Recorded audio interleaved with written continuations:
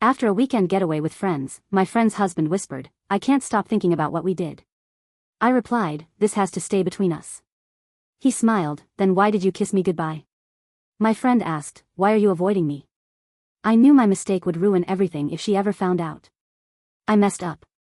I messed up in a way that I don't think I'll ever come back from. I need to say it somewhere, even if it's just screaming into the void of the internet.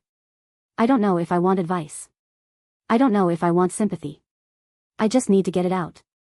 A few months ago, my best friend Naomi planned a weekend getaway. She and I have been friends for over a decade. She's the kind of friend who just gets you.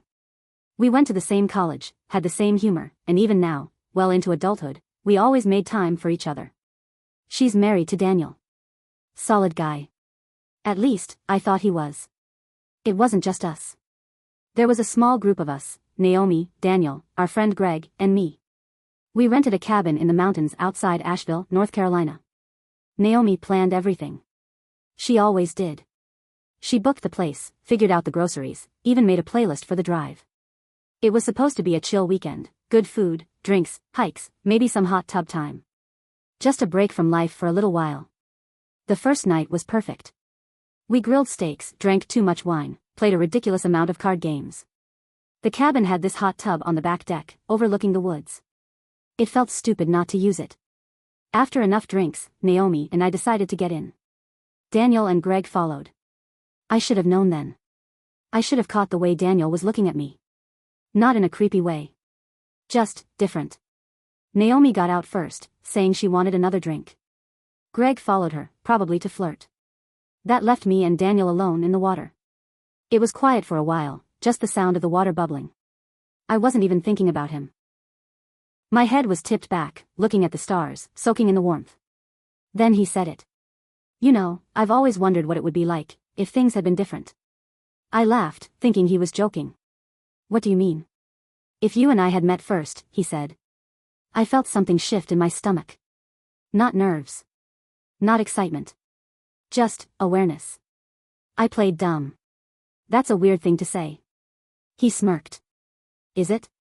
I didn't like where the conversation was going. I should have shut it down. I should have laughed it off and left. But I didn't. Because the truth was, there had been a moment.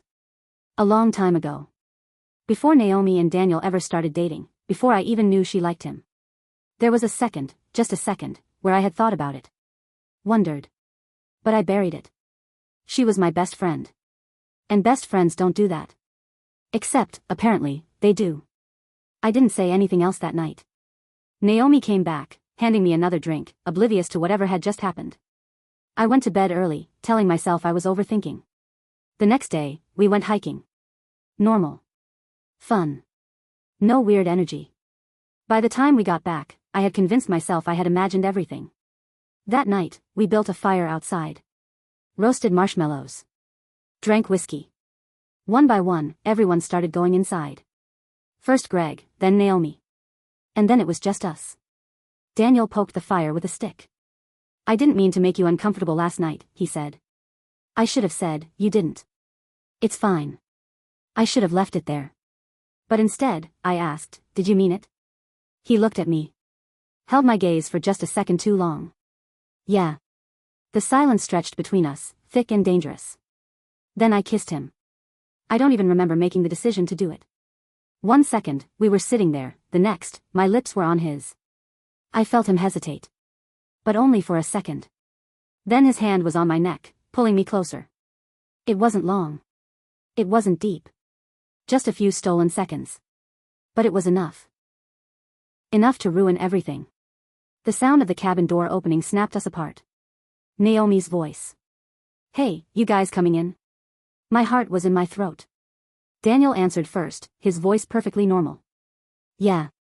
Be there in a sec." I couldn't look at her. I went inside without another word, my face burning, my stomach in knots. The next morning, I felt sick. I told myself it was the whiskey. The late night. Anything but what I knew deep down. I barely spoke to Daniel all day. Barely spoke to Naomi either. I just wanted to get home, to pretend none of it had happened. But then, as we were packing up, Daniel hugged me goodbye, his breath warm against my ear. "I can't stop thinking about what we did," he whispered. My stomach dropped. I pulled away, forcing a smile, my voice barely audible. This has to stay between us. His eyes flickered with something, amusement. Then why did you kiss me goodbye? I hadn't even realized I had. A soft press of lips against his cheek. Instinct. A mistake. I left before I could say anything else. Drove home in silence. My mind racing. A few days later, Naomi called me. Why are you avoiding me? She asked. I made excuses. Work. Stress. Anything but the truth. But the truth was, I had already lost her. And the worst part? I wasn't sure if I wanted to stop. For days, I told myself I could move on. That it was just a mistake. That it didn't mean anything. But then Daniel started texting me. At first, it was normal. Group messages about the trip. A meme. A funny reminder about Greg getting too drunk and trying to fight a raccoon. But then the private messages started. Daniel, you good? Me, yeah. Why? Daniel, you've been quiet. I noticed. I stared at my phone, heart racing. I left him on read. A few hours later, Daniel, you're really gonna ignore me? I should have blocked him. Should have told him to leave me alone. Instead, I deleted the messages. Pretended they weren't there. But he didn't stop. Daniel, I meant what I said. Daniel. I can't stop thinking about you. Daniel, say something. Please. I didn't reply. I shoved my phone into a drawer and tried to forget. But then Naomi called again. I feel like you're avoiding me, she said. I forced a laugh. No, just busy. She paused. Are you sure? I could hear the worry in her voice. Naomi always knew when something was wrong with me. I wanted to tell her. I wanted to confess everything, to fall apart and beg her to fix it. But instead, I lied. Yeah, I promise. Just stressed with work. Okay, she said softly. I just miss you. The guilt was suffocating. Then she added, Daniel's been weird too. I gripped my phone tighter. Weird how? She sighed. I don't know. Distracted? Distant? He's on his phone a lot. I asked him about it, and he brushed me off. You know how he gets. I swallowed hard. I knew exactly how he got. I changed the subject as fast as I could, but my mind was spinning. Daniel was acting weird. Naomi had noticed. This was bad. That night, I had a dream about him. It wasn't anything explicit. Just him, standing in my apartment, looking at me like I was the only person in the world. When I woke up, my chest felt tight. I hated myself for it. The next day, I opened my phone and saw another message from Daniel. Daniel, we need to talk. I don't know why I answered. Maybe I needed closure. Maybe I was weak. Me, there's nothing to talk about. Daniel, I think there is. Me, no. This was a mistake. Daniel, then why haven't you told her? I felt like the air had been sucked out of the room. Because he was right. If I really thought it was just a mistake, if I really wanted to move on, should have told Naomi. I should have come clean, taken the hit, and let her decide what to do with it. But I hadn't. Because deep down, some awful, selfish part of me wasn't ready to let him go. Then the worst thing happened. Naomi showed up at my apartment. Unannounced. I opened the door, surprised to see her standing there in leggings and a hoodie, holding a bottle of wine.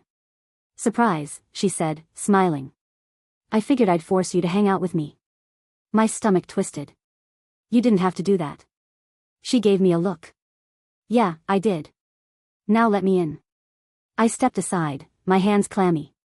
She flopped onto my couch, kicking her feet up, completely at home. Seriously, are you okay? I'm fine, I lied. She narrowed her eyes. You're a bad liar. I forced a laugh. I promise. Just tired. She studied me for a second, then sighed. Daniel and I had a fight. I froze. What? She popped the wine open and took a swig straight from the bottle. I asked him if something was going on, and he got defensive. Said I was imagining things. I swallowed hard. What made you ask? She sighed. I don't know. Gut feeling? He's been different. I asked if it had anything to do with you, and he got really weird. My heart stopped. What do you mean, weird? I asked, my voice barely above a whisper.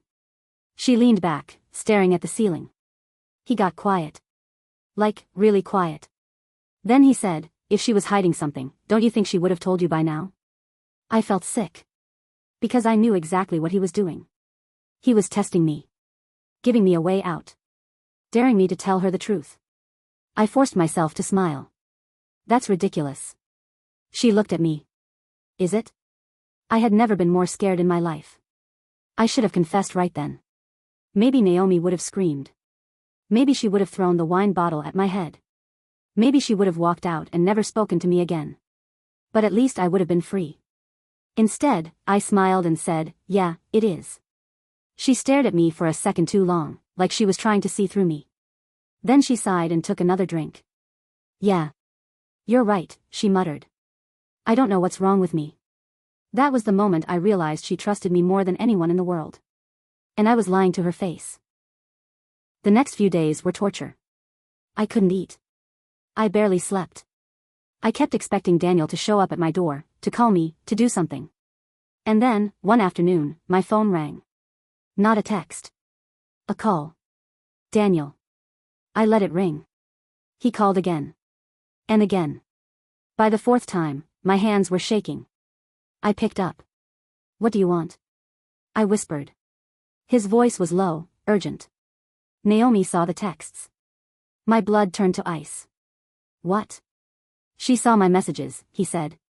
Not all of them. But enough. I gripped the edge of my counter, my mind spinning. What did she see? A pause. The one where I said I couldn't stop thinking about you. I closed my eyes. No. No, no, no. She asked me what it meant, he continued. I told her it was nothing. Did she believe you? He exhaled. I don't know. I pressed my hand to my forehead. This is bad. I know. Silence. Then he said, we need to get our story straight. That's when it hit me. He wasn't scared because he felt guilty. He was scared of getting caught. I don't know why I ever thought it was more than that. I gritted my teeth. There is no story, Daniel. Nothing happened. Another pause. Is that what we're saying? I wanted to scream.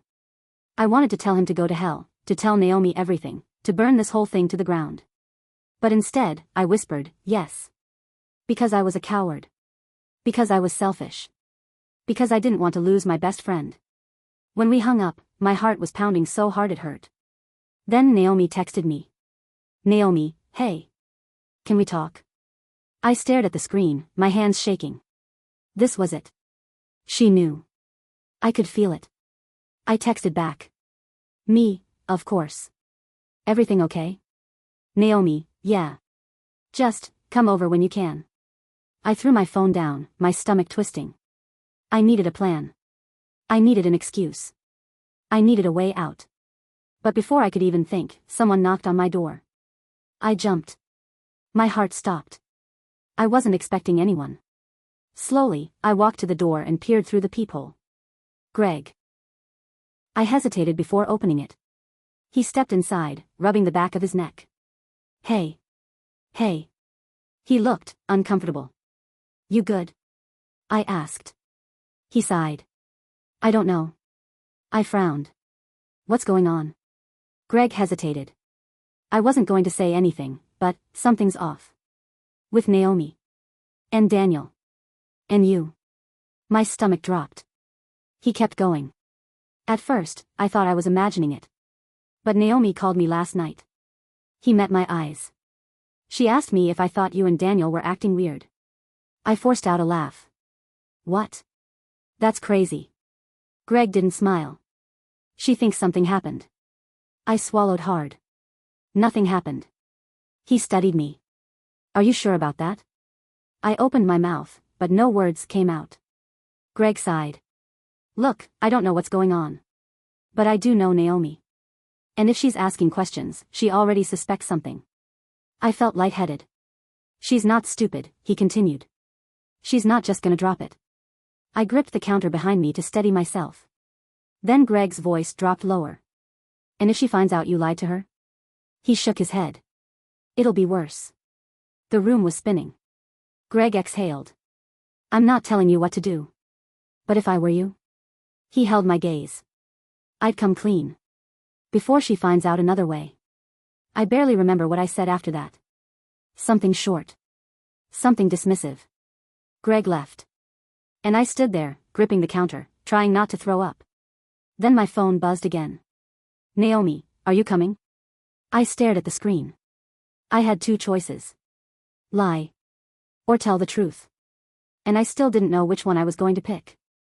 I don't know how long I stood there staring at my phone, but eventually, I moved. I got in my car and drove to Naomi's house.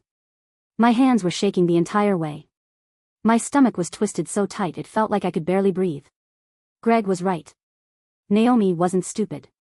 She already knew something was wrong. And if I didn't tell her the truth, she was going to find it another way. I pulled into her driveway, cut the engine, and just sat there for a second. The lights were on inside. I could see a shadow moving through the front window. Daniel was home. I had the sick feeling that this was about to go very, very wrong. I forced myself out of the car. Walked up the steps. Knocked. Naomi answered almost immediately, like she'd been waiting. Her face was unreadable. Hey. I swallowed. Hey. She stepped aside, letting me in. Daniel was sitting on the couch. He looked up when I walked in, his expression tense. Naomi shut the door behind me. Sit, she said. I hesitated, but she was already walking to the couch, taking a seat next to Daniel. I sat across from them, my palms damp. She folded her arms. I'm going to ask you something, she said. And I want you to tell me the truth. My stomach clenched. Daniel shifted beside her, staring straight ahead. She took a breath. Did something happen between you two? There it was. I felt like I couldn't move, couldn't speak. The room was suffocatingly silent. Then Daniel said, no, and just like that, something in me snapped. I turned to him so fast my neck nearly cracked. He wasn't looking at me. Just staring straight ahead, like this wasn't happening. I opened my mouth, but Naomi spoke first. She laughed, but it wasn't a happy sound. It was bitter, sharp. You hesitated. Daniel tensed. You hesitated, she repeated. That's all I needed to know. Her eyes turned to me, and my throat went dry. I should have said it first. I should have taken control of this, admitted everything. But I didn't. And now it was too late. She exhaled, like she was steadying herself. Then, calmly, she said, tell me exactly what happened. I looked at Daniel. He still wasn't looking at me. This was it. There was no getting out of it. I closed my eyes. And I told her. I told her about the hot tub. About the fire. About the kiss. I left nothing out. With every word, her face changed. She went still first, like her body was trying to process what I was saying. Then her hands curled into fists in her lap. Her jaw tightened. Her eyes, which had always been so full of warmth, turned ice cold. When I finished, the silence that followed was unbearable. Then she laughed again. But this time, she wasn't holding back. She laughed so hard tears welled in her eyes. Wow, she said. Wow. Okay. Daniel finally spoke. Naomi, shut up. He did. She stood. You know what the worst part is? Neither of us answered. She scoffed, shaking her head. It's not that you kissed. It's not even that you were thinking about it. Her voice shook. It's that you lied to me. Both of you. I felt something crack deep inside my chest. I trusted you, she whispered. Her hands were shaking now. You were my best friend. And you, she turned to Daniel, her voice full of venom, you were my husband. And both of you just sat there, acting like I was crazy. Her voice rose. Like I was paranoid for even asking. Daniel stood up. Naomi, listen, no, she snapped. You don't get to Naomi me right now. She took a breath, then turned back to me. You know what's really funny? I didn't answer. I couldn't. Her eyes burned into mine. Greg was the one who told me to ask you. I sucked in a breath. She nodded, smiling humorlessly. Yeah. Greg. He told me something was off. That you were acting weird. Her voice dropped to a whisper. He knew before I did. I opened my mouth, desperate to say something, anything to make this better. But what could I say? Sorry? That wasn't enough. It would never be enough. Naomi wiped at her face, exhaling sharply. Then she looked at Daniel. Get out. His head snapped up. What? She pointed at the door. Get out. He hesitated. Then he turned to me. Like I was supposed to help him. Like I was supposed to do anything for him after this. Naomi saw it. She saw the way he looked at me. And that was the final nail in the coffin. She laughed one last time, shaking her head. You're unbelievable. Then she turned to me. And you? I stiffened. Her voice was quieter now. Colder. You were supposed to be my person. The weight of those words crushed me. She took a slow breath. I never want to see you again. The air left my lungs. She turned. Walked to the door. Opened it. Daniel hesitated, but when she looked at him, he moved. I was frozen. I couldn't move, couldn't speak. He walked past me without another word. The door stayed open. Naomi didn't look at me again. She didn't need to. I understood. I forced myself to my feet. My legs felt like they might give out beneath me. But I walked. I stepped outside. The door slammed behind me. And just like that, she was gone. I don't remember driving home. I don't remember going inside. I don't remember anything except sitting on my couch in complete silence for what felt like hours. I kept checking my phone like an idiot, even though I knew she wouldn't text me. She never did. Daniel didn't either. I don't know what happened between them after that. I never asked. Greg texted me once. Greg, so that was a shit show. I didn't reply. Because what was there to say? I ruined everything. I lost my best friend. I deserved it. But the worst part? Even now, even after everything, some awful part of me still wonders what would have happened if Naomi hadn't found out. And that's the part that keeps me up at night.